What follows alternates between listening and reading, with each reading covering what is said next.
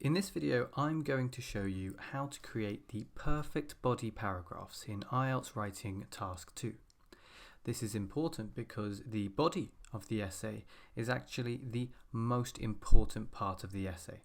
It's more important than the introduction and the conclusion. Why is the body so important? Well, the body of the essay is where you demonstrate to the examiner your ability to engage with the task appropriately. It shows him that you're able to construct an argument or develop a discussion, and this is where you achieve marks for task response, which is 25% of your mark. It's also a place where you can use a range of vocabulary related to a specific topic and use this vocabulary with flexibility and precision. It's also the place where you can use a range of grammar for specific purposes and use this grammar with accuracy. Finally, it's in this area where you can most fully demonstrate your ability to link ideas, link explanations, and link examples cohesively, thus achieving marks for coherence and cohesion, another 25% of your score. Because the body is so important, we need to spend twice as much time on each body paragraph as we do on the introduction and conclusion. So while you should only be spending 5 minutes on the introduction and 5 minutes on the conclusion, 5 minutes on the plan and 5 minutes on checking your work, you should be spending 10 minutes on each body paragraph. So 20 minutes, half of the entire time limit should be spent on each body paragraph. So, how do we create a perfect body paragraph? Well, we should start by thinking of writing between 4 and 6 sentences. 5 tends to be the magic number, and we have 5 sentences on the screen in front of us.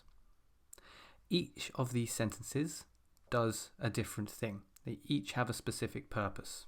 You can see these here. Now, the first sentence is always going to be a topic sentence. This will contain your general idea for the paragraph. It's very important that this sentence is nice, clear, concise, not too long, very clearly shows what you're going to be talking about in the paragraph.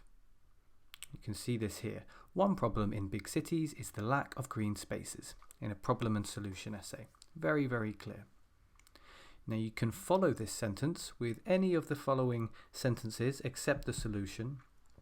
You can follow it with a supporting sentence, also known as an explaining sentence. You can follow it with an example. You can follow it with a result.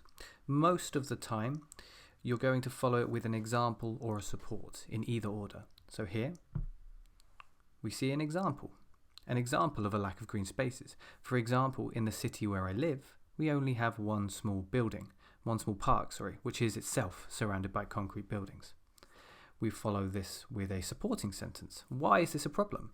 Well, this is an issue because city citizens need green areas in order to relax, and the plants and trees also help to filter the air.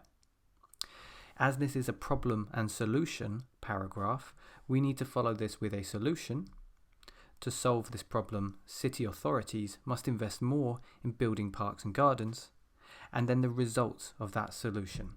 It's often nice to finish a paragraph with a result because the result will link itself to the first sentence, creating a very, very clear central topic. Really important for coherence and cohesion if you want to score a band 7 or above.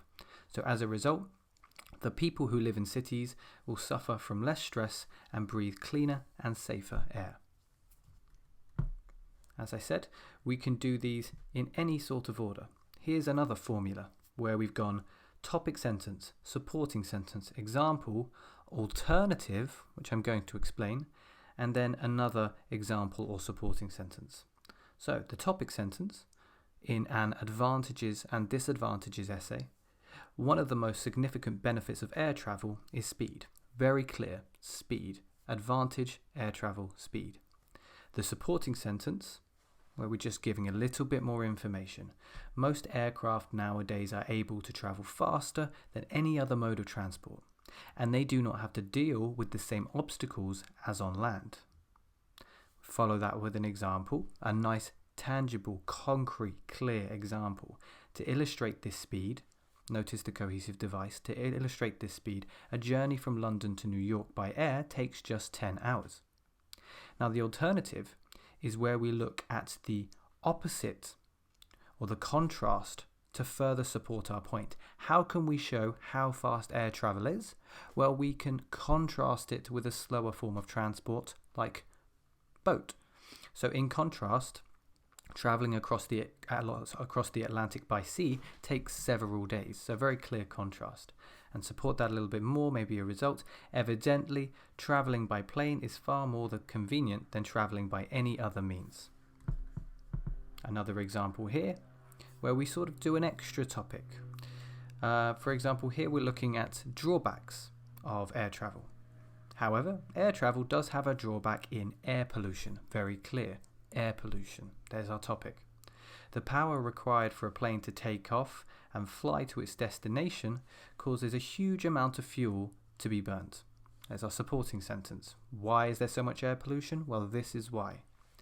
An example of how much damage this does: it is believed that 13 million flights are taken each year, and this creates a huge strain on the environment. 13 million flights. Very, very clear example. Now we follow that up with another topic sentence which links back to the first one. Quite similar.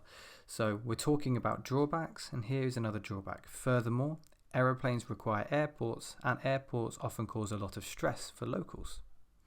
An example of this: for example, the sound pollution airports leak can prevent local families from sleeping properly. So, using a mixture of supporting sentences, example sentences, result sentences, alternative sentences after the original topic sentence creates a very well-developed, well-supported, extended, relevant paragraph for task 2. So, some general tips for when you're writing your body paragraphs.